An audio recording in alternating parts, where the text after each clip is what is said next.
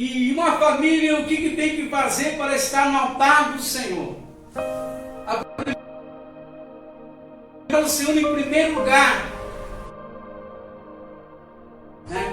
A família é minha, mas ela pertence ao Senhor. Ou seja, tudo aquilo que é nosso, pertence a Deus. Nós temos que colocar diante do Senhor. E quando Deus está no centro de tudo, quando Deus está no centro, no meio, quando Deus está no início, é Deus cuidando de todas as coisas.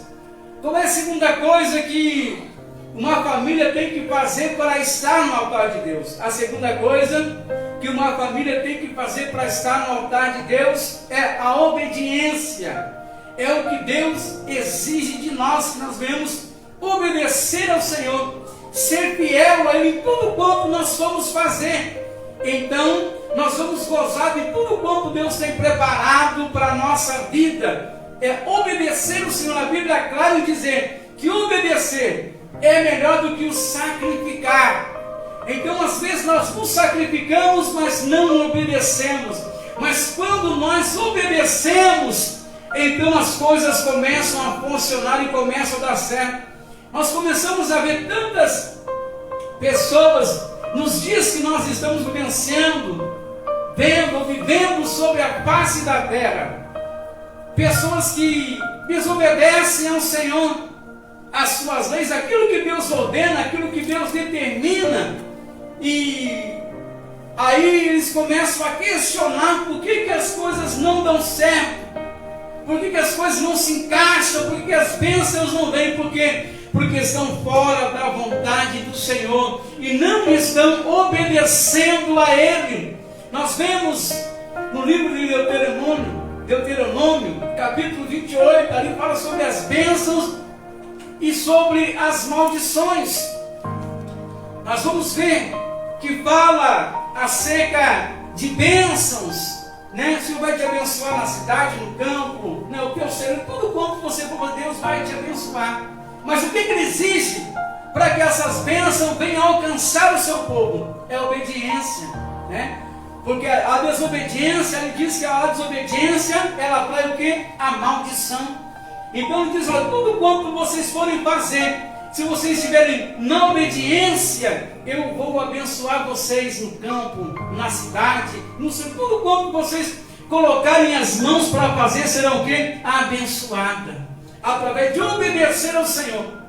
Qual é a terceira coisa que Deus exige de nós? É a santificação. Porque sem a santificação ninguém verá o Senhor. Porque uma família que procura se santificar na presença do Senhor é uma família abençoada.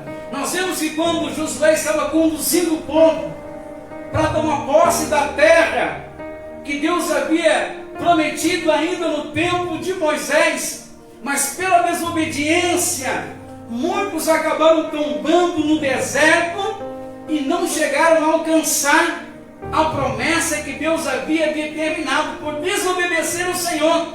Eles ficaram andando em ciclos por 40 anos e muitos não alcançaram a promessa, mas a sua descendência. Mas o Senhor disse para Josué, fala para o povo se santificar, que os homens se abstenham das suas mulheres, que eles fiquem separados e se santifiquem por 3 dias, porque amanhã eu farei maravilhas no meio de vós.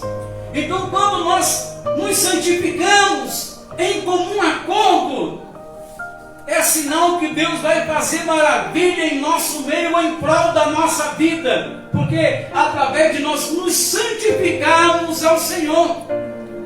E nós observamos tantas pessoas que às vezes vivem sem obedecer, sem santificar ao Senhor, e depois até querem ser usadas por Deus, sendo que não estão enquadradas naquilo que Deus tem determinado.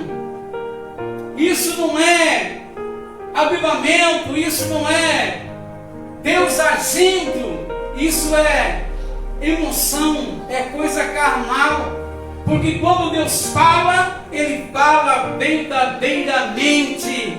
Mas eu louvo a Deus porque ainda existem pessoas, homens e mulheres, né, que têm uma vida ligada na presença do Senhor, uma vida separada, e Deus está com eles, e aquilo que é falado através da vida deles, Deus ele continua ainda assinando nos dias de hoje.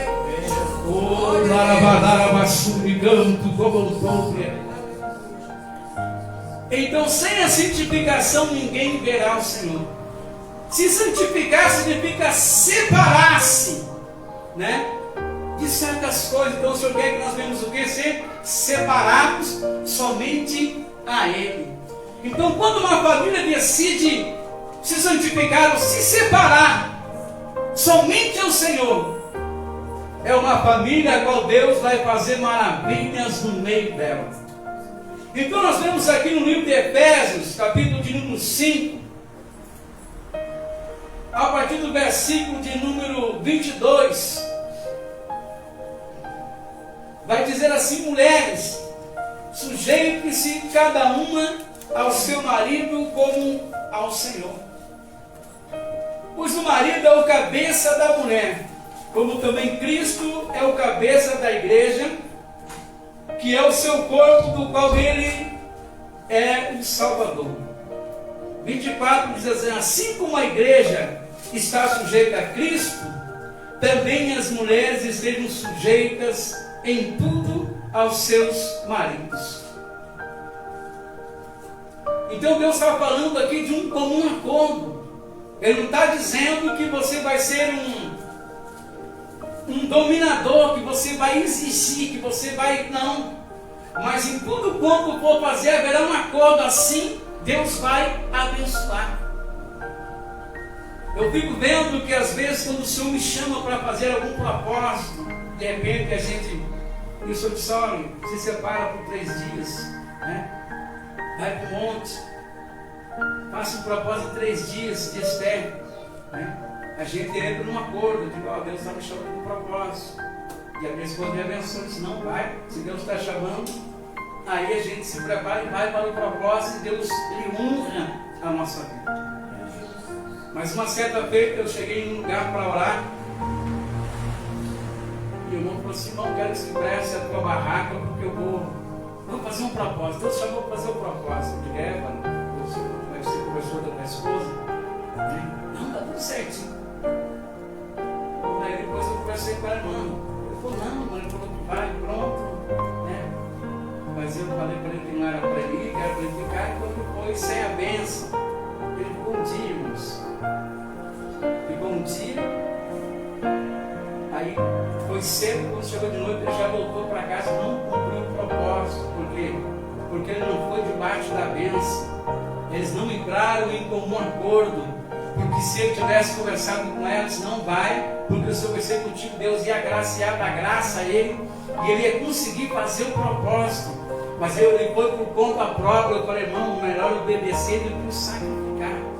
Se você estiver na obediência, tudo certinho, Deus vai te honrar, independente do propósito, né? Quando Deus chama é diferente, Deus dá graça, força, e quando você vê, já passou esse dia, né? Passa ali 3 dias rapidamente, quando você vê, já está acabando o propósito. Mas quando a gente tenta fazer por nós mesmos, com a nossa força, o negócio não vai. Você começa com algo que já tem que para, tem que entregar, não dá certo. Mas agora quando Deus chama, Deus se responsabiliza, né? E quando Deus nos chama para algo, na presença dele, é coisa tremenda, né? Às vezes nós não sabemos como que vamos fazer, de que forma que vai acontecer. Mas se Deus está chamando, é porque Deus ele vai fazer com que venha dar certo. Levante a sua mão direita para cima nessa noite. Eu começo liberando uma palavra profética sobre a sua vida. Se Deus tem determinado algo, tem falado algo, chamado você para algo específico, na presença dele, ele vai dar condições, ele vai fazer com que venha acontecer, ele vai trazer ao seu encontro, ele vai fazer com que venha dar certo, para mostrar que ele é Deus sobre a sua vida. Porque quando Deus chama, Deus prepara. Quando Deus nos chama para um propósito específico na presença dEle. Deus nos dá condições, nos prepara, nos fortalece e nos instrui para que tudo venha dar certo. Há um chamado de Deus sobre a sua vida, sobre a sua casa, sobre a sua família, porque Deus, quando chama, não chama um, mas quando Deus chama, Ele chama dois, Ele chama um casal para fazer a sua vontade, porque Ele diz: olha, depois de casar não será apenas mais um, não será dois, mas será apenas uma carne, ou seja, vão estar ligados a todo momento, a todo instante, a toda hora. E se Deus tem te chamado, Ele vai fazer acontecer, Ele vai trabalhar na sua casa, na sua família, vai trabalhar na sua companheira, vai trabalhar onde precisa ser trabalhado, e o nome do Senhor vai ser glorificado. Glória a Deus.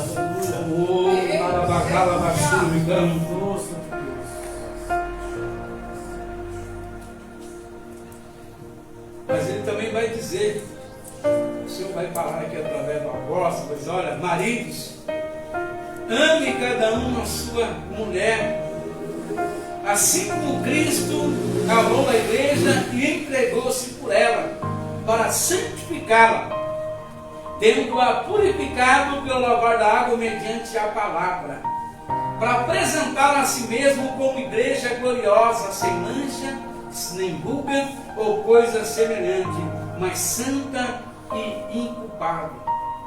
Ele vai dizer que da mesma forma que você se preocupa com o seu corpo, da mesma forma, mas olha, assim como você cuida do seu corpo, você vem também cuidar da sua companheira. Da gente que zela, né? Se prepara, se cuida, né? Assim como você ama o seu corpo, você também deve amar a ela, ou vice-versa, né? Se cuidando, amando, porque quando a pessoa casa para fazer a outra pessoa feliz. Se cada um pensar assim, as coisas dão certo, e elas se encaixam, e tudo começa a funcionar perfeitamente, né? Não pensando em si próprio, mas pensando também na felicidade do outro ou do próximo, né? Não procurando fazer alguma coisa que venha ser bom para você, mas que venha ser bom para ambos, né? Tudo em comum concordância. Aí as coisas começam a dar certo. É coisa tremenda. Versículo 32 diz assim: esse é um mistério profundo. Eles refirmam, porém, a Cristo e a igreja. Portanto, cada um de vocês também ame a sua mulher como a si mesmo, e a mulher trate ao marido também com todo respeito. Então, meus irmãos, tudo é pesado na balança, não é exigido apenas de um, mas de ambos, para que tudo venha a ter concordância, para que as coisas venham funcionar e venham dar certo. Mas ele também vai falar com os filhos. Capítulo 6, verso 1, vai dizer assim: filhos, obedeçam aos seus pais no Senhor, pois isso é justo. 2, honra teu pai e tua mãe. Esse é o primeiro mandamento com promessa, para que venha se prolongar os seus dias sobre a face da terra, para que tudo venha a correr bem. Nós vemos nos dias de hoje adolescentes, né, sendo mortos antes do tempo, ainda novo, e às vezes é pela desobediência, porque não querem mais honrar o seu pai e sua mãe. Coisas que nós não víamos há um determinado tempo atrás, nós estamos vendo nos dias de hoje, né? Filho batendo no pai, batendo na mãe, assim por diante, né? Já não estão mais honrando o pai e mãe como deveriam honrar.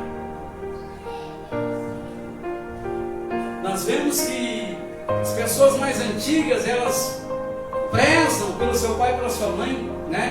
Fico vendo, acho que muitas vezes a gente vai nos interiores, em alguns lugares, levar palavras, né? Dando benção, abraça, beija no rosto, né? E honrando o seu pai e sua mãe, né? Para que os seus dias venham se prolongar sobre a face da terra. É por isso que muitos, o inimigo está arrebatando, e tantas coisas acontecendo, por causa de eles não observarem a palavra de Deus. A palavra diz que é para honrar, né? Mas eles estão desonrando nos dias que nós estamos vivendo, não estão obedecendo conforme a palavra tem ordenado. Mas uma família que tem o Senhor no centro de tudo, né? Que honra ao Senhor. É uma família que está sendo guardada, protegida e também cuidada pelo Senhor. Se fôssemos dar aqui, né, falar acerca de pessoas aqui na Bíblia que vivenciaram tantas coisas, mas honraram ao Senhor acima de tudo, né? Como Ana, eu vejo Ana como uma guerreira, né? É a que dividiu o amor do seu esposo, mas ela continuava firme. E quando ela tinha oportunidade, quando eles subiam para adorar ao Senhor, ela levava uma porção daquilo que ela ganhava até o altar de Deus e entregava no altar do Senhor, pedindo para que o Senhor viesse entrar com providência. Você já estava colocando a sua família no altar de Deus. Ela tinha uma rival, né, que dividia ali o amor do seu esposo, né? Uma mulher fértil, produtiva, que estava gerando filhos, e ela não conseguia gerar, mas quando ela tinha oportunidade, ela se lançava no altar de Deus e entregava a sua família no altar do Senhor, até que um dia Deus resolveu olhar para ela, para a situação a qual ela estava vivenciando, e através disso Deus determinou, através do sumo sacerdote, e então ela vem lá engravidar. Mas imagine a guerra que essa mulher passava, a sua inimiga, a sua rival, né? Dividindo o seu esposo, quem sabe no mesmo lugar, olhava para a cara dela e zombava dela, mas ela estava firme, buscando a presença do Senhor. A Bíblia não diz, mas quem sabe ela não questionava, né? Não discutia, né? Ela levava a sua afronta até o altar de Deus e entregava ao Senhor a sua família, para que Deus viesse entrar com providência. Mas o que eu acho tão tremendo, que mesmo ela não gerando o amor do seu esposo para com ela, era coisa tremenda, porque ele dava uma porção dupla para Ana. Ele dava para Penina, mas para Ana ele dava uma porção sobreexcelente, uma porção especial. E ela ia até o altar do Senhor entregar a sua família, até que ela recebeu o seu milagre e o nome do Senhor foi glorificado. E às vezes ela gemia, porque não tinha palavra para falar, mas ela estava ali diante da presença do Senhor. Assim também como a nossa vida. Tem momentos que nós não temos palavra para falar, nós dizemos, eu estou aqui, mas não tem palavra para falar, Senhor, mas eu estou aqui na tua presença, de joelho, de bruço, de lado, deitado, não importa, eu estou na tua presença, não tenho palavra, não sei o que dizer, mas o Senhor é sabedor, sabe o que eu preciso da sua parte. Até que um dia ela recebeu o seu milagre, mas ela fez uma promessa: se o Senhor me dá um filho, né, varão do sexo masculino, esse filho não vai ser meu, vai ser do Senhor. Eu vou entregar ele na sua casa para que ele venha aprender. Não será meu filho, mas será seu filho. E assim ela fez. Quando ela teve Samuel, conheceu o Cano, e ali a criança foi gerada. Agora imagine a sua rival como começou a ver aparecendo os sintomas da gravidez que acontece na mulher. Ela mudou sua fisionomia, né? Começou ali a sua barriga a crescer. Quem sabe ela dizia, isso aí não pode ser criança, naquilo porque você não nasceu para gerar. E quantas pessoas que olham para aquilo que é nosso e dizem, isso não é de Deus. Por que é tão difícil as pessoas acharem que só aquilo que eles têm, aquilo que eles fazem que é de Deus, mas não reconhecem na vida dos outros que Deus também está na vida de outra pessoa, né? Assim como Deus usa a minha vida, usa a sua vida, usa a vida de cada um, porque cada vida Deus trabalha de uma forma, de uma maneira, mas não significa que Deus não está na sua vida, é a forma que Deus age, que Deus trabalha. Mas ela olhava e dizia, esse não pode ser criança, mas ela teve que ver a criança nascendo, e o que é mais tremendo, que ela teve que dividir daquilo que era seu com Samuel. Assim como Ana dividiu aquilo que era seu com ela, agora ela teve que dividir daquilo que era dela, teve que dividir com Samuel. Teve que amamentar Samuel, teve que cuidar de Samuel, ou seja, dizendo, tudo aquilo que você tomou de mim, agora você está devolvendo para Samuel, que é meu filho, a qual eu recebi do Senhor. Sabe o que Deus está dizendo? Que tudo aquilo que o adversário tem tentado pegar, alguém está sendo usado por ele para tentar atrapalhar, vai ter que devolver, porque é assim que o nosso Deus faz. tudo aquilo que ela roubou de Ana. Agora teve que cuidar de Samuel, amamentar Samuel, e teve que olhar na cara do menino. Demorou tanto para aquela besta receber uma bênção, porque a bênção não era uma bênção qualquer, foi uma bênção 3 em 1. Por quê? Porque Samuel não foi apenas uma criança, não foi apenas um menino que foi deixado no templo.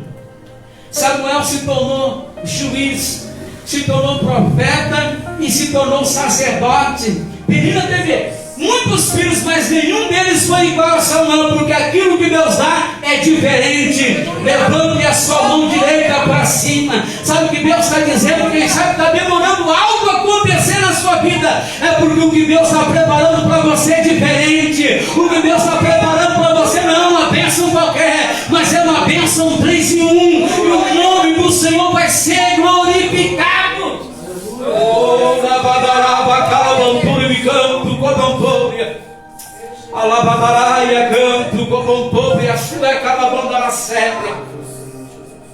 Oh, Narabadaraia, Calabantura. É dessa forma que nosso Deus age, irmãos. Às vezes nós temos a promessa de Deus como tardia, mas no livro de Ezequiel, capítulo 12, verso 26, se me falha a memória, só diz que toda palavra que foi proferida, lançada, profetizada, que Deus falou, ele disse, nenhuma dessas palavras vai ser retardada, ou seja, todas vão se cumprir uma a uma. Toda promessa que foi liberada sobre a sua vida, Deus vai fazer acontecer, para mostrar que Ele é Deus e é Senhor sobre a sua vida. Nenhuma das promessas, das palavras vai ser retardada, ou seja, todas vão se cumprir. Sabe o que Deus está dizendo? Toda promessa que foi lançada sobre a sua vida, Deus vai fazer acontecer, para mostrar que Ele é Senhor, para mostrar que Ele vela sobre a sua palavra para cumprir. Nós vemos filhos que honraram seus pais e também foram honrados pelo Senhor. Nós temos o exemplo de José. José foi vendido por seus irmãos, teve eles nas suas mãos para ele fazer o que quisesse contra os seus irmãos, mas ele não deixou a mágoa tomar conta do seu ser. Eles tiveram que se assentar na mesa de José e comer. E quando eles foram buscar o seu pai, José honrou o seu pai. Receberam ali a melhor terra que tinha no Egito naqueles tempos, que foi a terra de Gozem, a melhor terra. E Deus também honrou a ele. É coisa tremenda, irmãos. Aqui também diz assim, ó, verso número 4: pais, não irritem a seus filhos, antes criem-nos segundo a instrução e o conselho do Senhor. Então Deus está dizendo que quando estiver ao nosso alcance, na nossa força, né, nós podemos dominar, nós temos que instruir. Não se vai deixar para que a semente venha ficar plantada, para que no tempo certo venha produzir fruto. Isso tem que ser feito. Instrui o menino no caminho que ele deve andar, para que quando crescer não venha se desviar, sair do caminho a qual foi ensinado. Então Deus está dizendo que isso cabe a cada um de nós, instruir a criança no caminho que ela deve andar. Enquanto você puder dominar, estiver, você tem que instruir, fazer a sua parte, para que Deus venha fazer a dele e o nome do Senhor venha a ser glorificado. Então vamos colocar a nossa família no altar de Deus. Como? Buscando, orando, se santificando, obedecendo a Deus. E assim as coisas tendem a acontecer, o nome do Senhor vai ser glorificado. Né? É tremendo, irmãos, a palavra do Senhor é coisa tremenda. Né? Nós estamos vivenciando nos tempos que nós estamos vendo tantas coisas acontecendo. Né? Pessoas se distanciando. Né?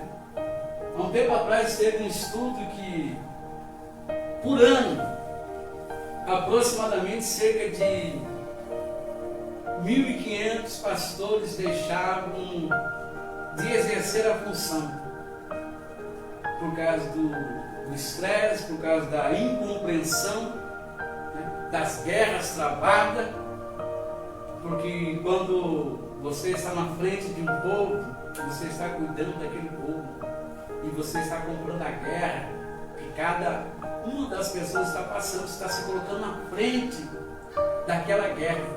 Então, o que acontece? Quem vai ser o primeiro a ser atingido? É quem está na frente da obra. É que o inimigo vai tentar atingir, né? Porque se ele conseguir acertar e atingir quem está na frente, aí fica mais fácil tomar conta daqueles que estão subordinados a quem está na frente da obra. Então, aproximadamente cerca de 1.500, há um tempo atrás, foi feito um estudo, deixavam de exercer a função, porque não suportavam o estresse que vinha sobre e às vezes a incompreensão do povo a qual eles estavam cuidando. Mas eu louvo a Deus que sempre há um remanescente, um povo desejoso de fazer as coisas por Senhor. Se coloca em pé as mãos de Jesus, vamos orar a Deus.